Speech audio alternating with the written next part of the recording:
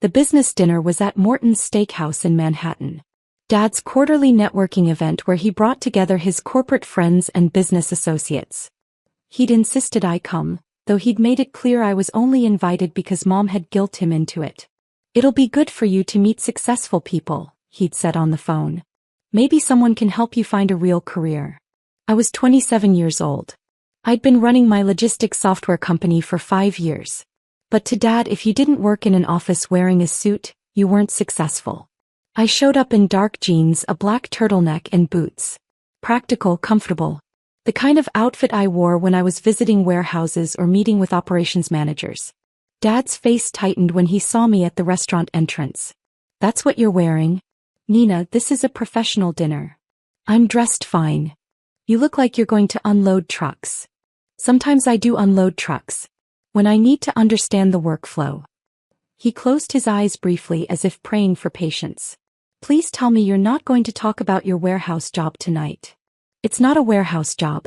It's a software company that optimizes logistics operations." "Right. Your company." He made air quotes. "Just try not to embarrass me, okay?" We walked into the private dining room where 8 people were already seated. Dad's usual crowd, corporate executives, finance guys, a few lawyers. My sister Jessica was there too, 29 and working as a marketing director at a luxury brand. She was in full corporate armor, designer suit, expensive jewelry, perfect makeup. She looked me up and down and smirked. "Casual Friday came early this week?" "It's Tuesday." Exactly my point. Dad started making introductions as we took our seats. "This is my youngest daughter, Nina. He's between opportunities right now. I run a logistics software company," I corrected quietly. "She works at warehouses," Dad clarified to the table, his tone apologetic. "We're hoping she'll transition to something more professional soon." One of his friends, a man in his 50s named Robert, smiled politely. "What kind of work do you do at the warehouses?" "I don't work at warehouses. I develop software that optimizes supply chain operations. We work with warehouses, distribution centers, fulfillment operations." "She helps them organize inventory," Dad interrupted. "It's entry-level logistics work." I could have corrected him. Explained that my company had 127 employees, $340 million in annual revenue, and clients that included 3 of the 5 largest retailers in North America. But I'd learned over 5 years that Dad didn't want to hear it. He decided when I dropped out of Columbia Business School that I was a failure. Nothing I said would change his mind. Jessica leaned over to whisper loudly to the woman next to her. "She's been doing this warehouse thing for years. Mom and Dad are mortified." "I can hear you," I said calmly. "Good. Maybe you'll finally get the hint." The waiters brought appetizers. The conversation shifted to stocks, real estate, business deals. I ate my salad quietly, checking my phone periodically for updates from my CTO about the system deployment we were managing tonight. "Nina, phone's away," Dad said sharply. "It's rude." "I'm working." "You're at a dinner." "I'm monitoring a major deployment for a client. We're implementing new software across 47 distribution centers tonight." Robert raised an eyebrow. 47 centers? That's a significant operation. It's the 4th largest retailer in the country. The deployment has to be coordinated precisely or it could cost them millions in lost productivity. "Nina has an active imagination," Jessica said with a laugh. "She's been claiming to run this huge company for years, but she works out of her apartment and drives a Honda. I work out of an office in Long Island City, 12,000 square feet. And I drive a Honda because it's reliable." "Sure you do," Jessica said. "Just like you manage teams and consult with Fortune 500 companies." I set down my fork carefully. "Why would I lie about that?" "Because you're embarrassed about your actual job?" One of the lawyers spoke up. "What's the name of your company, Nina?" "Flow State Systems." He pulled out his phone, typed briefly, then stopped. His eyebrows rose. "The Flow State Systems? The logistics optimization platform?" "Yes. My firm represented one of your competitors in an acquisition last year. They were bought specifically because they couldn't compete with your technology." He looked at Dad. "Your daughter founded Flow State?" Dad's smile was frozen. "Nina's been working on some software project." FlowState did $340 million in revenue last year, the lawyer continued, still scrolling on his phone. They're the leading platform for warehouse automation and supply chain optimization. Nina, you're the founder. Founder and CEO. The table had gone completely silent. Jessica was staring at me. That's not, you don't. I started it 5 years ago, I said calmly. We began with small distribution centers, proved the ROI, then scaled to larger operations. We now work with 18 of the 50 largest retailers in North America. Dad's friend Robert was on his phone now too. There's an article here from Supply Chain Quarterly. It says FlowState has revolutionized logistics software. And he looked up at me. It says the CEO is Nina Brennan. That's you. Yes. But you work in warehouses, Dad said weakly. I visit warehouses to understand operations firsthand. I also spend time in our office managing a team of 127 people. Software engineers, data scientists, operations specialists, sales team, customer success. 127 employees? Robert interrupted. Nina, what's your company valued at? I hesitated. The valuation wasn't public yet. We were in the middle of Series C negotiations and the numbers were under NDA. I can't disclose that right now. But there is a valuation. You've raised institutional funding. Series A was $12 million from Lightspeed Venture Partners. Series B was $45 million from Sequoia Capital. Series C is closing next month. The lawyer was scrolling rapidly. Sequoia Capital invested in you? Nina, they're one of the top VC firms in the world. They backed Google, Apple, Oracle. I know who they are. They did extensive due diligence before investing. Jessica's face had gone pale. You raised $45 million? That was Series B. Series C is significantly larger. How much larger? Robert asked. I can't say. It's not public yet. Dad was still frozen, staring at me like I'd grown a second head. Nina, if this is true, why didn't you tell us? I tried. For 5 years. Every time I explained what I was building, you called it a hobby or a phase. You told your friends I was working entry-level warehouse jobs. You said I was between opportunities. But you never showed us proof. You never asked to see proof. You saw that I visited warehouses and drove a Honda and decided I was failing. You never once asked to visit the office, meet my team, or review the financial statements. Because you were always so secretive. Because every time I mentioned FlowState, someone made a joke about it. You called it my warehouse thing and changed the subject. You told me to get a real job. Why would I keep trying to prove myself to people who'd already decided I was unsuccessful? The TV mounted in the corner of the private dining room had been playing financial news on mute. Suddenly, someone turned up the volume. And now we go to our exclusive interview with one of tech's most exciting young CEOs, the anchor was saying. I glanced up at the screen and my stomach dropped. It was me. The interview had been filmed 2 weeks ago in our Long Island City office. Bloomberg Technology had done a profile on logistics software companies, and they'd wanted to feature FlowState. I'd agreed to a 15-minute interview, assuming it would air late at night or online only. But here it was. Prime time. On the TV in the room where my family was currently processing the revelation that I wasn't actually a warehouse worker. Meet Nina Brennan, the anchor continued, CEO and founder of FlowState Systems, the logistics software company that's transforming supply chain operations across North America. The screen cut to me in our office, standing in front of our operations center where real-time data from hundreds of warehouses displayed on massive monitors. We started FlowState because traditional warehouse management systems weren't keeping pace with modern logistics demands, my recorded self was saying. E-commerce had exploded, but the software running distribution centers was still designed for the pre-internet era. We saw an opportunity to completely reimagine how inventory flows through supply chains. The Bloomberg interviewer asked about our growth. The camera panned across our office. Software engineers at standing desks, data scientists reviewing algorithms, operations managers on calls with clients. We've grown from 2 people in a shared office space to 127 employees across 3 offices, I said in the interview. Our software now manages over $12 billion in annual inventory flow for our clients. $12 billion. Dad whispered at our table. On screen, the interviewer was asking about funding. You've raised significant venture capital from top-tier firms. Can you talk about your latest round? My recorded self smiled. We're currently closing our Series C round.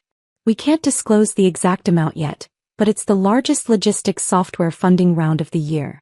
It values FlowState at just over $1.3 billion. The table erupted. Billion. Jessica's voice cracked.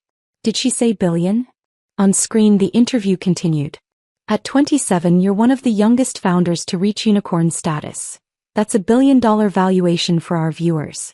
What's next for FlowState? We're expanding internationally. We have pilots running in the UK and Germany. We're also developing AI-powered predictive analytics that will allow warehouses to anticipate demand shifts weeks in advance. The goal is to eliminate inefficiency entirely from supply chains.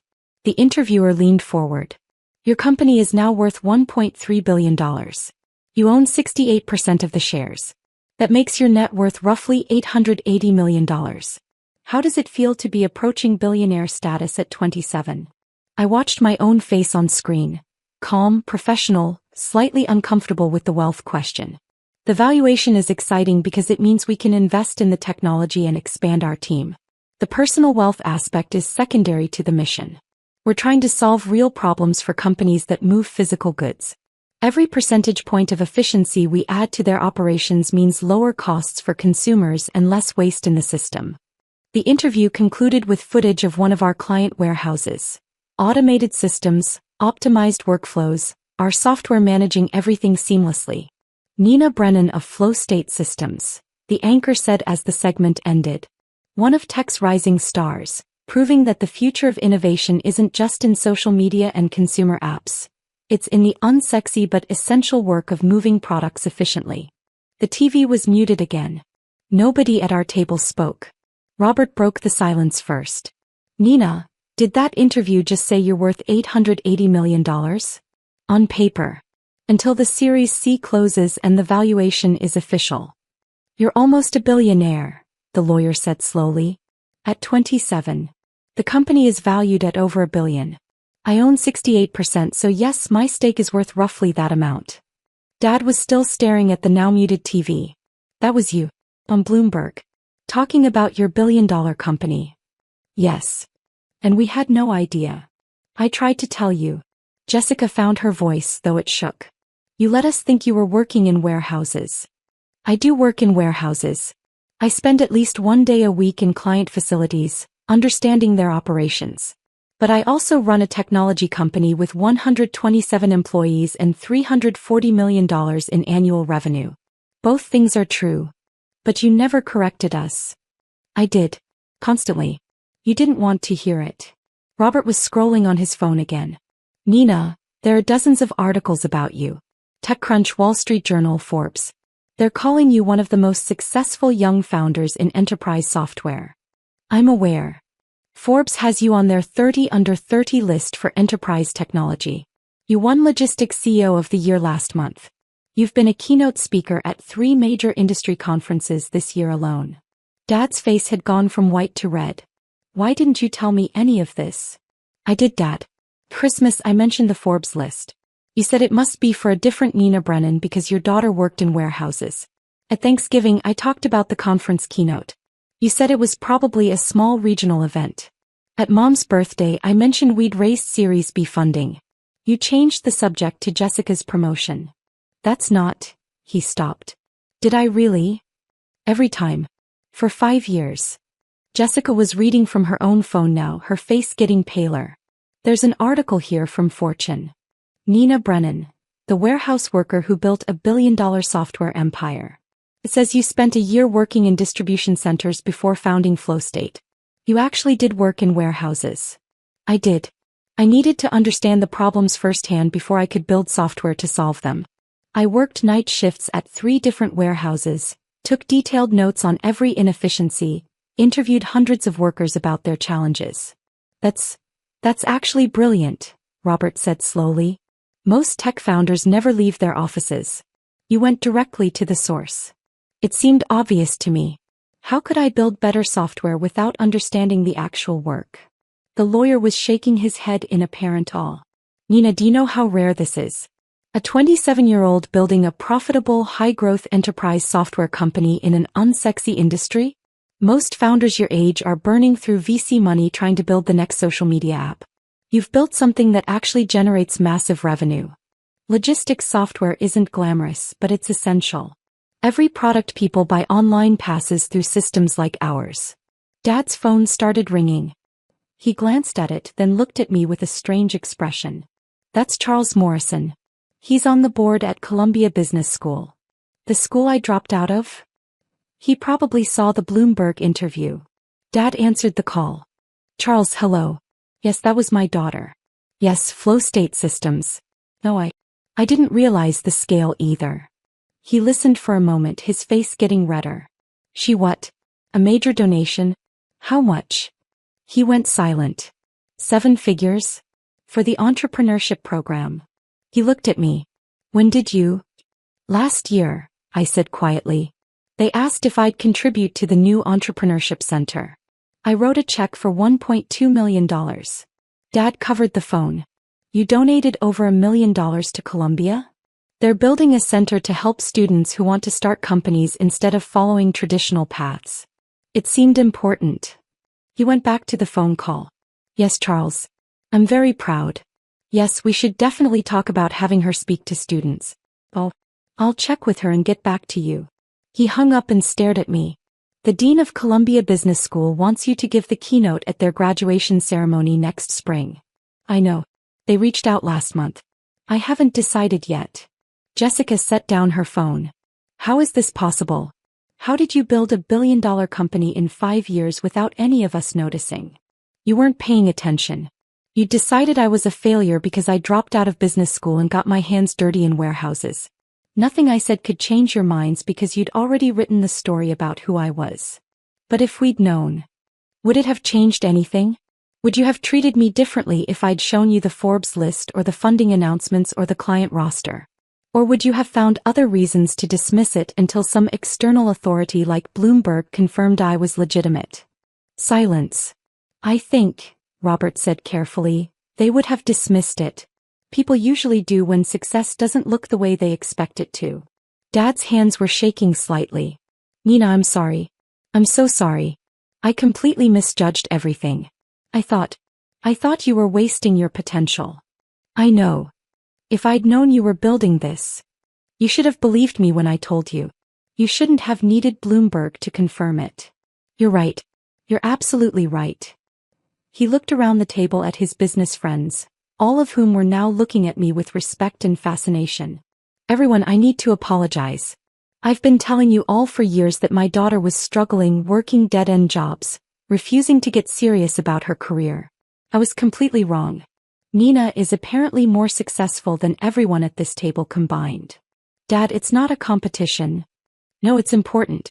I need to own this. He turned back to me. I'm proud of you. Not because Bloomberg interviewed you or because you're worth $880 million. I'm proud because you saw a problem, figured out how to solve it, and built something meaningful. And I'm ashamed that I didn't see it until it was on national television. Jessica spoke up quietly. I'm sorry too, Nina. I've been horrible. Calling your work a hobby, mocking you at family dinners, telling people you were unemployed when you couldn't make events. I was jealous of the attention you were getting even though I thought you were failing. Now I realize you were actually succeeding beyond anything I'd ever accomplish. Jess, you're doing great in your career. I'm a marketing director making $180,000 a year. You're about to be a billionaire. There's no comparison. Different paths. Different definitions of success. Robert's phone buzzed. He looked at it and laughed. Nina, I just got a text from the CEO of my company. He saw the Bloomberg interview. He wants to know if you're accepting new clients. He says our logistics operations are a disaster and he'll pay whatever it takes to work with Flow State. Tell him to have his operations team reach out through our website. We evaluate every potential client carefully to make sure we're a good fit. You're going to make him apply through your website? We have a process. Just because he's the CEO of a Fortune 500 company doesn't mean he gets to skip it. The lawyer was grinning now. I like you. You're not impressed by titles or wealth. You just care about the work. That's what matters. My phone buzzed. A text from my CTO, deployment complete. All 47 centers online. 0 errors. Client is ecstatic. This is going in the case studies. I smiled and typed back, excellent work. Tell the team they're getting bonuses. This was flawless. Good news. Robert asked. The deployment I mentioned earlier. It's complete. 47 distribution centers running on our software with 0 downtime. The client will be able to process Black Friday orders 30% more efficiently this year. That's happening right now, while we're at dinner. The work doesn't stop for dinner. My team's been monitoring the deployment for the past 3 hours. But it's finished now and they crushed it. Dad was quiet for a moment. Then, can I visit your office sometime? See what you've built. You want to visit? I want to understand what you do. Really understand it. Not from Bloomberg or Forbes but from you. I should have asked years ago. Hey. Thursday afternoon works if you're free. I can give you a full tour, introduce you to the team, show you the software in action. I'd like that. Jessica raised her hand tentatively. Can I come too? Sure. I'm sorry I called you embarrassing. You're the opposite of embarrassing. You're incredible. The rest of dinner was surreal. Dad's business friends peppered me with questions about flow state, venture capital, growth strategies, hiring, technology trends. They treated me like a peer, or more accurately like someone they wanted to learn from. Robert asked if I'd speak at his company's leadership conference. The lawyer asked if I needed legal counsel for the Series C closing. Another executive asked if I'd consider joining his company's board as an advisor. I politely declined most of it. I had enough on my plate. When dinner ended, Dad walked me to my Honda in the parking garage. That's really your car? He asked. Yes. You could afford anything. A Tesla, a Mercedes, whatever you want. I don't need anything else. The Honda is reliable and efficient. It gets me where I need to go. That's very mature for 27. I learned it from watching you actually. You always taught us not to waste money on status symbols. To value substance over appearance. Remember? He smiled sadly. I taught you that, then spent 5 years judging you for living by it. Yeah. I'm sorry, Nina. Really, truly sorry. I know. And I appreciate it. But Dad, the apology doesn't erase 5 years of dismissal. It's going to take time to rebuild trust. I understand. I'll do whatever it takes. I unlocked the Honda. Start by actually visiting the office on Thursday. Learn about what we do. Meet my team. See the work firsthand instead of just reading articles about it. I'll be there. I drove back to my apartment in Astoria. A modest one-bedroom that cost $2,400 a month. I could have afforded a penthouse in Manhattan or a house in the suburbs. But this place was close to the office, quiet and perfectly adequate. The Bloomberg interview was already generating reactions. My phone was full of messages from investors, clients, potential hires, journalists requesting follow-up interviews.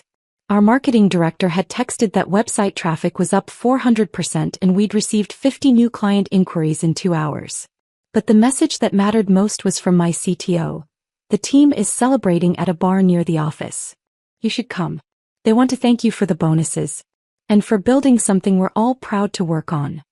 I smiled and texted back, give me 20 minutes. First round is on me. I changed into jeans and a t-shirt, my actual casual wear, not the professional version I'd worn to dinner, and headed to the bar. My team was there. Software engineers, data scientists, operations specialists, salespeople. The people who'd believed in flow state when it was just an idea, who'd worked crazy hours to make it real, who trusted me when I was a 22-year-old dropout with no track record. They cheered when I walked in. To Nina, someone shouted. The warehouse worker who built a unicorn. Everyone laughed and raised their glasses. My CTO pulled me aside. How did dinner go with your family? They saw the Bloomberg interview while we were at the restaurant. Oh God. How bad was it? My dad's friend asked if I was worth $880 million. My sister realized she'd been calling me embarrassing while I was building a billion-dollar company. It was surreal. But vindicating? A little. Mostly just sad. They should have believed me years ago. He nodded. For what it's worth, we believed you. Everyone on this team believed in the vision before Bloomberg, before Forbes, before the billion-dollar valuation. We knew you were building something special. Thank you. That means more than any news interview. I stayed at the bar until midnight celebrating with my team. These people, who'd trusted me when my family didn't, who'd worked impossible hours to make Flow State succeed, who'd believed in logistics software when everyone else was chasing sexier industries, they were my real validation. When I finally got home, I found a text from Mom. Your father told me about dinner. About the interview. About everything. Nina, I'm so sorry. I should have listened. I should have believed you. Can we talk this week? I typed, Thursday after Dad's office visit. You can both come. Her response was immediate. Thank you. We love you. We're so proud of you. We should have been proud all along. I set the phone down and looked around my modest apartment. The same place I'd lived for 3 years, long after I could have afforded better. I'd stayed because it was practical, because the money was better spent on the business, because luxury didn't matter as much as the mission. Tomorrow I'd be back in warehouses, observing operations, talking to workers, understanding the problems our next software update needed to solve. I'd be in the office working with my team. I'd be on calls with clients, discussing their challenges and how we could help. The Bloomberg interview would generate more attention, more opportunities, more validation from people who'd dismissed me before. But the real work, the daily, unglamorous work of building better logistics software, that would continue regardless. Because success wasn't about proving people wrong. It was about solving real problems for real clients. It was about building a team that believed in the mission. It was about staying true to the work even when nobody else saw the value. The Bloomberg interview was nice. The billion-dollar valuation was exciting. The vindication with my family was satisfying. But none of it compared to the moment when a warehouse manager called to say our software had saved his team 3 hours of work that day. Or when a distribution center coordinator thanked us for catching an inventory error that would have cost them thousands.